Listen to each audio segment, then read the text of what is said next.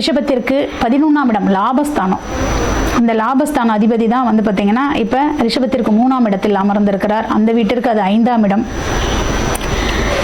அப்போ உங்களுக்கு வந்து பார்த்தீங்கன்னா பூர்வீக சொத்துன்னு சொல்லலாம். அதே போல் பார்த்தீங்கன்னா லாபங்கள், நீங்கள் எந்த அளவுக்கு லாபம் வேணும் அப்படின்னு எதிர்பார்க்குறீங்களோ அந்த லாபம் வந்து எதன் மூலியமாக கிடைக்கும் அப்படின்னா இளைய சகோதரன் மூலியமாக உங்களுக்கு கிடைக்கிறதுக்கு வாய்ப்பு உண்டு.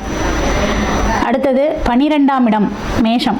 அந்த 12ஆம் இடத்திற்கு குரு 4. அப்போ வெளிநாடு பயணங்கள், வெளிநாட்டில் சொத்து வாங்கணுங்க. நான் ரொம்ப நாள் ஆசை, வெளிநாட்டில் நான் வசிச்சிட்டு இருக்கேன், வீடு கிடைக்கல எனக்கு, அல்லது ஒரு நிலம் கூட என்னால் அங்கே வாங்க முடியல, ஒரு ஃப்ளாட் வாங்க முடியல, ஒரு அப்பார்ட்மெண்ட்டில் வந்து ஒரு ரூம் எடுத்து என்னால் போய் சொந்தமாக இது பண்ண முடியல அப்படின்னு சொல்லி நினைக்கக்கூடிய அன்பர்களுக்கு எல்லாமே இந்த வருடம் சிறந்த வருடமாக இருக்கும். ஏன்னா சுப விரயம் உண்டு.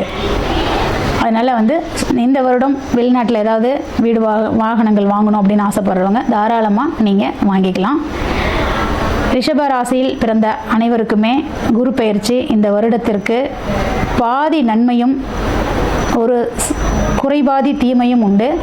இந்த ரிஷபராசியில் பிறந்தவர்கள் குரு பெயர்ச்சியில் நாங்கள் என்னங்க செய்யலாம் அப்படின்னு சொல்லி கேட்டிங்கன்னா, உங்களோட குலதெய்வ வழிபாடை செய்யுங்க.